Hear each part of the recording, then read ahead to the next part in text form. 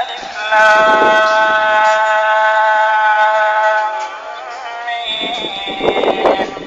الله لا إله إلا هو الحي القيوم نزل عليك الكتاب بالحق مصدقا لما بين يديه وأنزل التوراة والإنجيل من قبل هدى للناس وأنزل الفرقان إن الذين كفروا بآيات الله لهم عذاب شديد والله عزيز ذو انتقام. إن الله لا يخفى عليه شيء في الأرض ولا في السماء هو الذي يصوركم في الأرحام كيف يشاء لا إله إلا هو العزيز الحكيم. هو الذي أنزل عليك الكتاب منه آيات محكمات هن أم الكتاب وأخر متشابهات فأما الذين في قلوبهم زيغ فيتبعون ما تشابه منه ابتغاء الفتنة وابتغاء تأويله وما يعلم تأويله إلا الله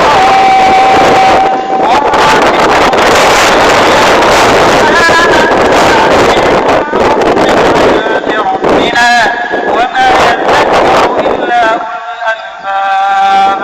ربنا لا تزغ قلوبنا بعد إذ هديتنا وهب لنا من لدنك رحمة إنك أنت الوهاب. ربنا إنك جامع الناس ليوم لا ريب فيه إن الله لا يخلف الميعاد.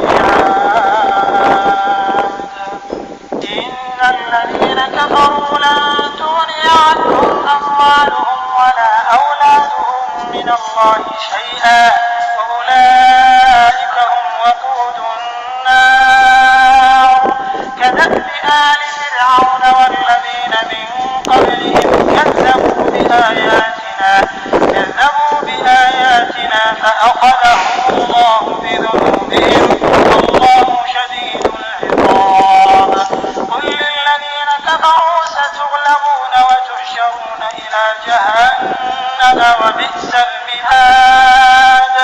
قد كان لكم آية في فئتين التقتا فئة تقاتل في سبيل الله وأخرى كافرة يرونهم مثليهم رأي العين والله يؤيد بنصره من يشاء إن في ذلك لعبرة لأولي الأبصار.